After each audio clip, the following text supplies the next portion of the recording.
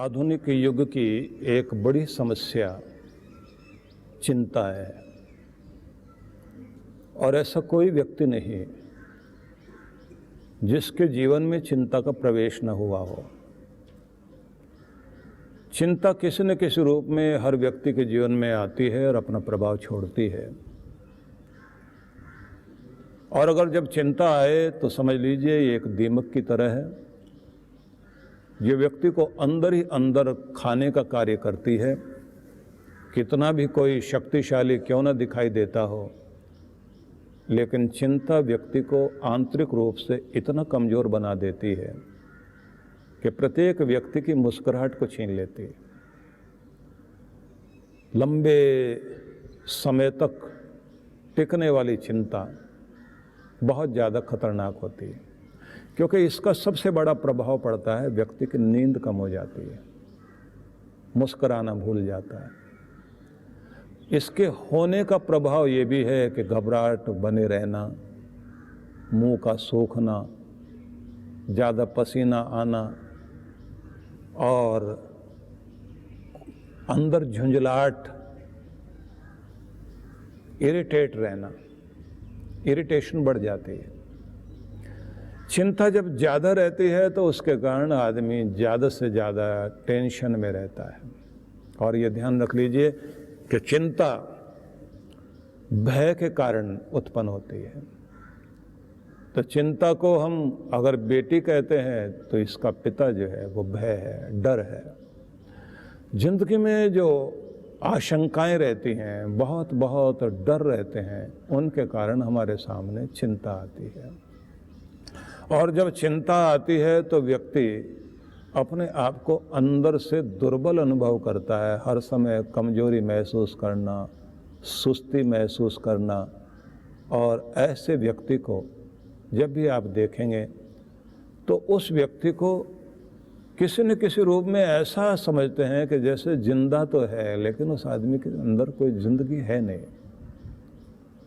ये समस्या आज के दौर में बहुत लोगों को है और ये भय के कारण है। भय है तो डर है तो चिंता है। तो वो कैसी कैसी चिंता होती है, इसको जानने से पहले तो आप ही समझ लीजिए कि भय होता है मन में कि मेरा धन ना चला जाए, मेरी प्रतिष्ठा ना चली जाए, मेरा मान ना खत्म हो जाए, मेरी नौकरी ना चली जाए, मुझे कोई टोक ना दे, कोई मेरी हंसी ना उड़ा ले, मुझे कोई किसी तरह की चोट ना पहुंचा दे, कोई प्राकृतिक आपदा का भय, किसी लड़ाई का भय, किसी समस्या का या कुल टूटने का भय। ये सारे जितने भी भय हैं, इनके कारण हमारे जीवन में चिंताएं प्रवेश करती हैं।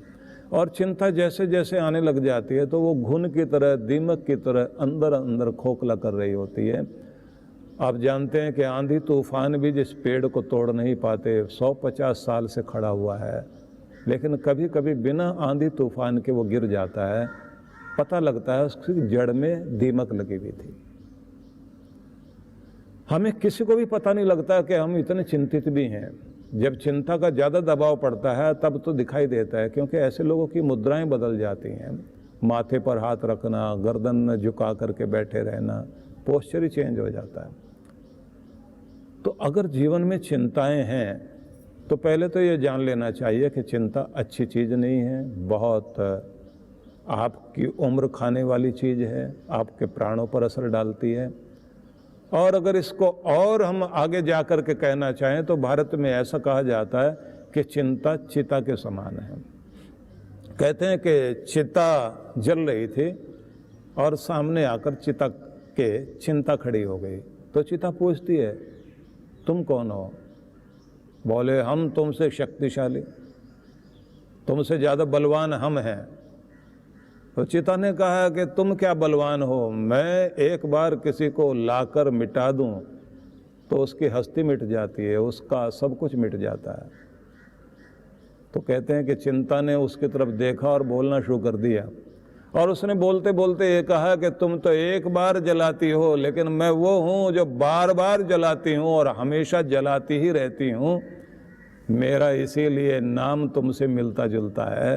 और उसने यहाँ तक कह दिया कि तुम मुर्दे को और मैं जीते जी को, मैं जिंदा को जलाऊं, तुमसे ज़्यादा शक्तिशाली हूँ, तुम एक बार किसी को ख़त्म कर देती हो, और मैं हूँ जो बार बार व्यक्ति को हर दिन मारती हूँ, हर पल मारती हूँ।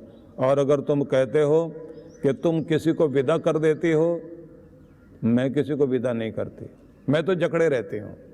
और जिसको मैं जकड़े रहती हूँ तो उस व्यक्ति को न दिन में चैन, न रात में चैन, न अपनों के बीच चैन, न परायों के बीच चैन, वो बेचैन ही रहता है।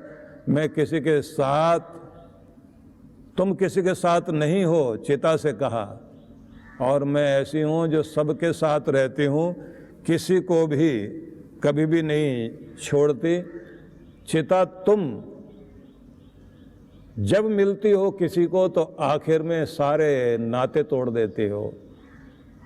चिंता कहती लेकिन मैं ऐसी हूँ, मुझसे किसी का नाता नहीं टूटता, मुझसे तो एक बार रिश्ता किसी का जुड़ गया तो जुड़ा ही रहता है। इसलिए मैं जब रहती हूँ तो रिश्ता ऐसा निभाती हूँ कि जवान को भी बूढ़ा करके। और तुम जो काम करती हो ना किसी को जलाने का, मारने का, पहले तो मैं ही आती हूँ ना कि किसी को, बूढ़े को तुम्हारे पास भेजती हूँ और जवान को बूढ़ा कर देती हूँ। किसी भी रोग के आ जाने के बाद फिर आखिर में मैं ही आया करती हूँ, क्योंकि उसको आखिरी झटका तुमने देना है, लेकिन पूरी तरह से उसको दबाना, कमज़ोर करना, उसको शक्तिहीन करना, ये मेरा ही काम है।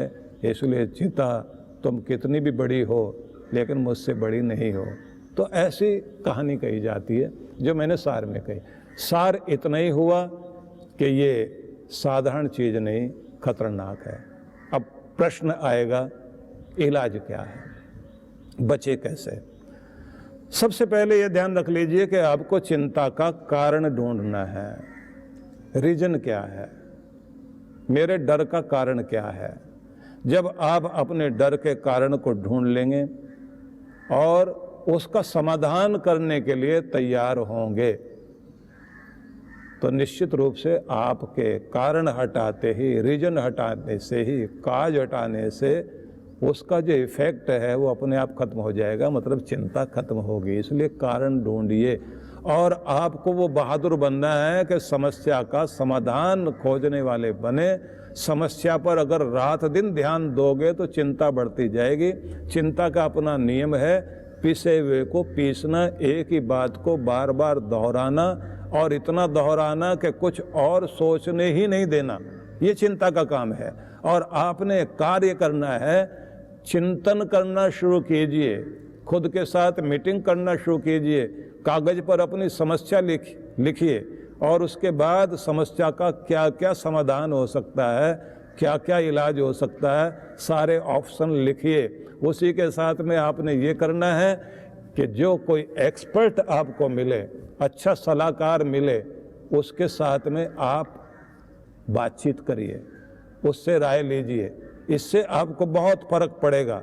और ये भी बात ध्यान रख लीजिए कि अपने मन में एक बात मान लें, आखिर ज़्यादा से ज़्यादा क्या हो सकता है। जब आप ये मान सकते हैं ज़्यादा से ज़्यादा यही तो हो सकता है, मैं तैयार हूँ, और आप अपने जैसे कोई हथेली पर प्राण लेकर के सामना करने के लिए तैयार हो जाता है, आप ऐसे सामना करने के लिए समस्या के तैयार हो जाइए।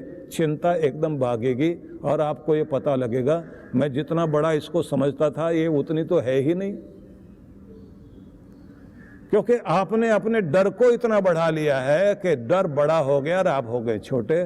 तो आपकी चिंता भी आपको हर समय आपके डर को याद कराती है। तो खुद के साथ में आप मीटिंग करिए, चिंतन कीजिए, चिंता को कम कीजिए। और मीटिंग का मतलब होता है कि जब आप खुद के प्रॉब्लम के बारे में विचार कर रहे हैं तो उन्हें कागज़ पर नोट कर लीजिए। नोट करने के बाद उसका सॉल्यूशन, उसका समाधान, उसका उपचार क्या है, उसे खोजिए और उस पर काम करिए।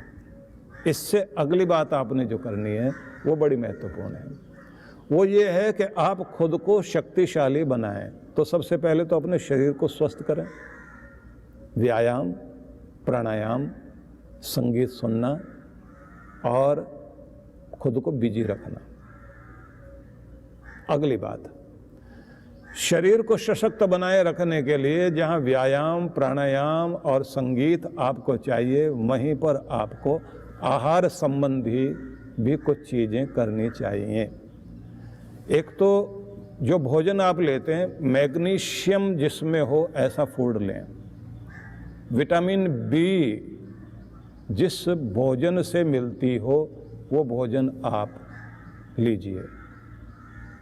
एंटीऑक्सीडेंट जो भी इस तरह का भोज्य पदार्थ हो, खाद्य पदार्थ हो, उसे आप खाइए, जिससे आपका शरीर सबल हो। सबल शरीर में एक सबल मन भी रहता है। और जब आप अपने आप को थोड़ा ठीक अनुभव करते हैं तो उसके बाद आपके अंदर समस्या से लड़ने की शक्ति भी आती है। और आपको सावधानी बरतनी है कि आप किसी भी चीज़ को लंबा मत खींचिए, ज़्यादा उसके बारे में सोचिए नहीं, उसे हटाइए। कॉफ़ी, चाय, चीनी, चॉकलेट, इन्हें कम कर दीजिए। क्योंकि उस समय आप जब ज़्यादा चिंता में होते हैं, खाने के लिए बैठे तो खाए जाते हैं, कुछ ना कुछ खाते रहेंगे। कुछ लोगों को लगता है कॉफ़ी पीने से हमको थोड़ा रिलीफ मिलता है, कुछ को लगता है कि चॉकलेट खाने से एनर्जी आ जाती, लेकिन ये सब आपके लिए जहरीली चीज़ है। उस समय उससे आपकी चिंता दूर नहीं होगी, बल्कि समस्याएं बढ़ेंगी। जो लोग नशा करके अपनी चिंता को हटाना चाह रहे हैं तो चिंता नहीं हटेगी। इसलिए आपको इन चीज़ों से बचना होगा। और ख़ास बात, भगवान पर भरोसा करिए, प्रार्थना करिए, भजन कोई सुनिए, और जो मोटिवेशनल कोई भी किसी भी तरह का, चाहे किसी का लेक्चर हो या फिर कोई प्रेरणादायी पुस्तकें हों, उन्हें जरूर पढ़ें। और हो सके इसका मैं एक पूरा कोर्स आपको देना चाहता हूं, जिसे आप अटेंड कीजिए, जिसमें मैं आपको पूरा वो सिखाऊंगा कि ये समस्या आती कैसे है और फिर ये असर कैसे करती है। और फिर इस थ्योरी के साथ वो प्रैक्टिकल भी चाहिए कि जिससे आप इतने समर्थ हो सकें कि आप जिंदा हैं तो जिंदा दिखाई भी दें, और आपके चेहरे पर एक खिलखिलाहट, एक मुस्कुराहट रहे, और आप जो दुनिया की परवाह करके जी रहे थे, अब बेपरवाह होकर कैसे जिएंगे, वो सारा आपको एक सीखने का मौका मिलेगा। तो बहुत बहुत आशीर्वाद, शुभकामनाएं, विचार कीजिए।